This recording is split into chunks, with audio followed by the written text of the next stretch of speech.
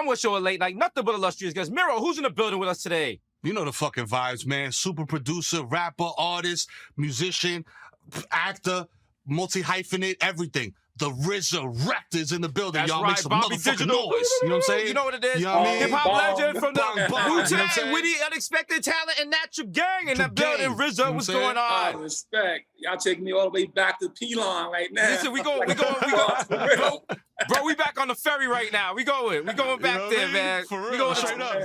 We going to Times Square to watch some kung fu movies, man. How's it going, RZA? Man, you know, life is balanced, you know what I mean? We're dealing with, you know, life is balanced. That's the best thing I can say. I'm keeping it balanced, keeping the sword sharp, you know what I mean? Yeah. Word. So, yo, man, like, how you been handling the whole, you know what I'm saying, pandemic? I've seen you doing PSAs. Shout out to you, you know what I'm saying, speaking to the people. And, like, but, you know, you doing self-care for other people. What you doing to take care of yourself? Right. Well, I got a good wife, you know what I mean? So she taking care of me really well. The funny thing about being, you know, quarantine pandemic, you know, we live a life of traveling a lot, you know what I mean? I never been home this long since I was a teenager, man. You know what I mean? No. It's like I wake up right in my house. But the beautiful thing is my wife, she said, I'm so happy you're home. You know what I mean? Yeah. So with a blessing like that, you know, life is good. And then I got to say one thing, I've been getting a chance to play with my toys, you know? I got mad machines and keyboards, you know what I mean? So just be bong, bong, boo, boo, boo, bong, bong. You know what I mean? Oh, listen, trust and believe, because we came up under those beats, listening to all those RZA sounds. It was always, when you heard, there were certain tracks you heard it and you was like, that's RZA. You didn't have to check the credits. Long Kiss Goodnight, you was like, come on. That's my guy right there. That's my guy right there. But y'all, like, going back, this always broke my heart. When I was younger, you lost 2 studios because of floods, right? And it was like mad classics. Tell us about that, because a lot of like newer fans do not know about that. Wow, you know, in New York, you know, you always have these basements, you know what I mean? Then you got these slumlords as well. Yeah. You know what I mean? Yeah. And they don't be fixing the pipes, you feel me? But, you know, instead of buying, when I got my first big check, instead of buying, you know, a car or something like that, I just invested in building a studio. And I had all these albums ready. I had, you know, Ghostface, Deck, Meth, I had it like ready to go. You know what I mean? After we finished Meth or something like that, we was on the road, a flood hit us. A flood hit the crib. And you know, your producers are mad scientists, so I got discs everywhere. And back in those days, it was floppy disks. So they were sitting on the floor. But the water came up like bomb, washed away years of preparation, right? But then I was, all right, so then we built a new studio, same location, but we raised the floor, right? And now we got 2-inch machines and everything feels like if it ever floods, I'm good. Nah, man. Flood hits again. Floods again.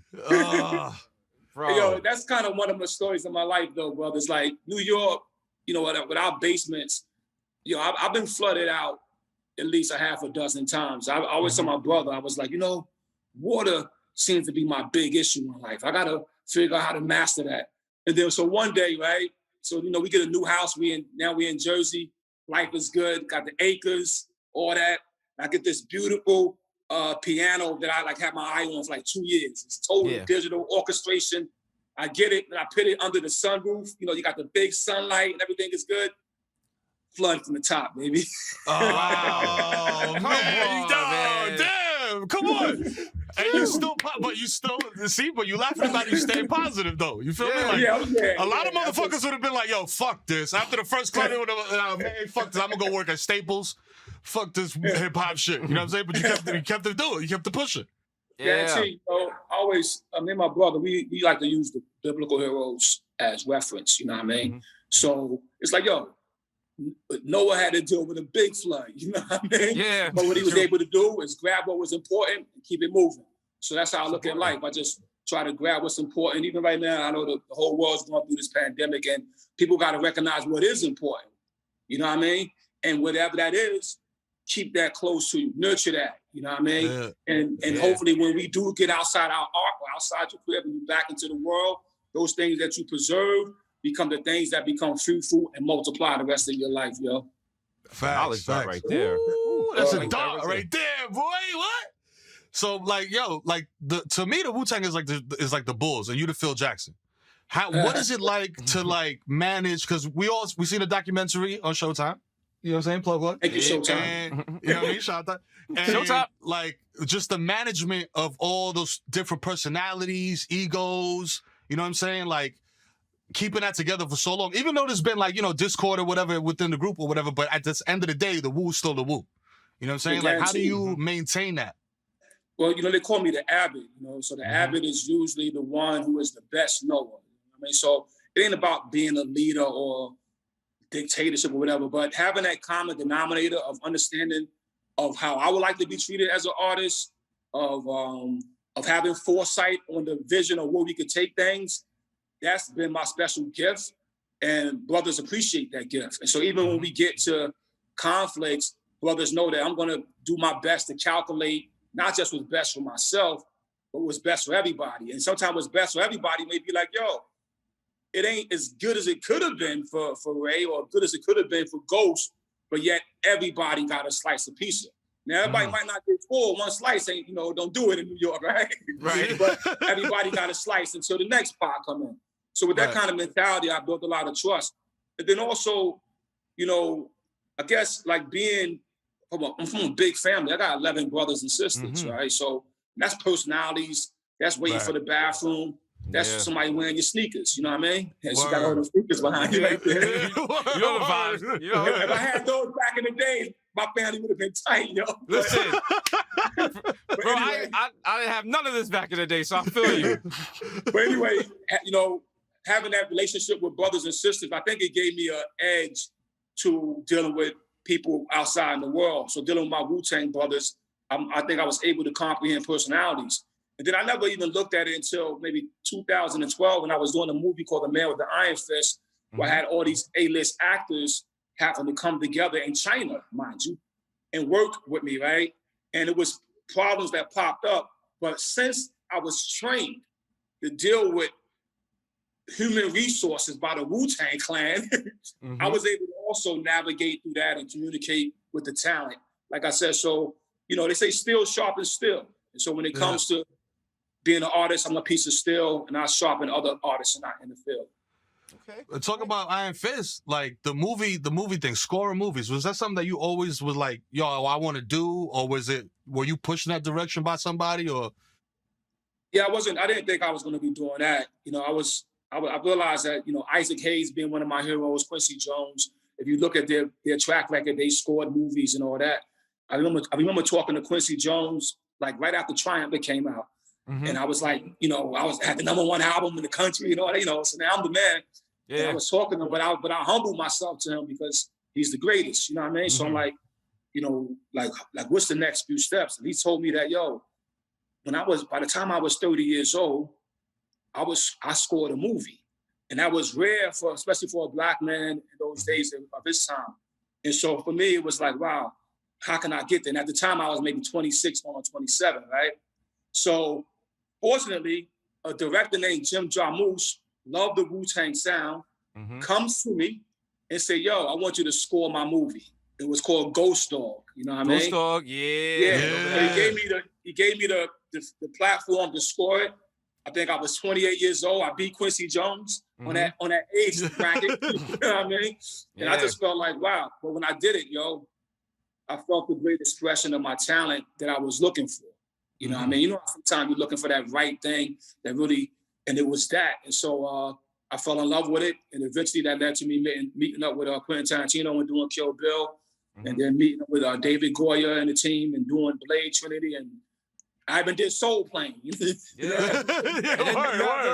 You have the new film now, right? Cutthroat City. Yeah, Cutthroat City is a new film in theaters. In our new pandemic. How about that? Pandemic. Yeah. Right? Or maybe on your home iPad theater like this. Anyway, but you directed that. I directed that one, yo. Congrats, man. On the thank you, brother. Great, look, really good film. It really speaks, you know, it's based on Hurricane Katrina and the aftermath and what happens when 4 young men who have all these aspirations in life and those aspirations get washed away and they turn into desperations. And with little options, we don't have a lot of options in poor communities, especially the Black community or any poverty-struck community. Your options are limited. And so when FEMA was supposed to come in and help, they denied the help to the people who needed the help the most. And so these 4 men, they turned to the only other option, which is crime. And it turns to this whole rabbit hole. It has a great cast with Shamik Moore, Denzel Whitaker, Demetrius Shipp Jr., the name of you. Then we got some heavy hitters like Wesley Snipes, Ethan Hawke, Terrence Howard, my boy T.I. in the building, the beautiful Kat Graham and Asa Gonzalez. Just to name a few. I could keep going, but it definitely was a great project for me, and I'm real proud of it. Speak to your longevity a little bit, bro, because there's a lot of people that are trying to get to where you're at. You know what I'm saying? And a lot of people don't make it that far. You know what I mean? Like, you've gone from rapping to producing to now you directing whole ass movies. You know what I mean? So like, talk a little bit about that, like that journey, bro, because that's a real for motherfuckers from the hood. That's huge. You know what I mean? That's a blessing. Like, look, first of all, it's a blessing, and I'm never shy to say all praises due to Allah the Most High. I'm never shy to say that because I know that that life is some of us are blessed, but the blessing is only a seed. Where do you want to plant that seed, right? I found the soil to plant my seed was in my artist expressions. You know what I mean? Artistic expression. So whether it was writing graffiti, when that was my thing, or breakdancing, or DJing, those are my things. And then I grabbed that mic. Each thing I've done is a form of my artistic expression. And I would advise anybody who's looking for longevity to realize, like I said in one of my lyrics, only plant your seed deep inside fertile soil. You know what I mean? Find out what's the most fertilest part of yourself. What's natural for you. For me, art is natural. You know what I mean? I see a movie the way I see an album. When I made Cuban Links, to me, I was trying to make a movie. I didn't have no cameras. I didn't have no DP. I didn't have no lenses. I had my beat machines, my MCs, and my studio. But as I evolved, I realized that the artistic wavelength is the same, right? Of course, it takes more of something like I use the analogy of making an album is getting a band together. Making a movie is getting the orchestra together. You know what I mean? Yeah. But still, it's that form of energy. And so I think the longevity, one, dedication to my art, always willing to try things and learn things, always being a student to life. And then I would say also, just saying to yourself, like, yo, what can I do to prove that I'm not to be stereotyped? How can I express my knowledge, my wisdom, my understanding to show that, no, it's not just that. And then hopefully some other young kid could say to themselves, like, yo, I want to be in hip hop, but that don't mean I got to be a rapper. I might have to make TV commercials. I might, I remember one kid told me, he was like, yo, when he saw that I scored movies, it enlightened him to take his talent to a different direction. And then Logic told me once, and I love Logic, is a great artist. He was like, yo, watching Kill Bill inspired him to write rhymes and rap and become a musician. So this energy to me is important to give out. And I've been blessed to give it out. And as long as those blessings are here, I'm gonna keep on giving it, yo. Thank you, man. Listen, we want to say thank you for sharing those gifts with us, bro. Because listen, I remember me and my man G Steel, the day before Wu-Tang Forever dropped, we cut school because there was a rumor that there was stores selling it early in the Bronx. And we went to like 6 different record stores. None of them had it. We was tight. And we did get it the next day. But that's how hungry we was for it, man. So go. Everyone got a Wu-Tang story.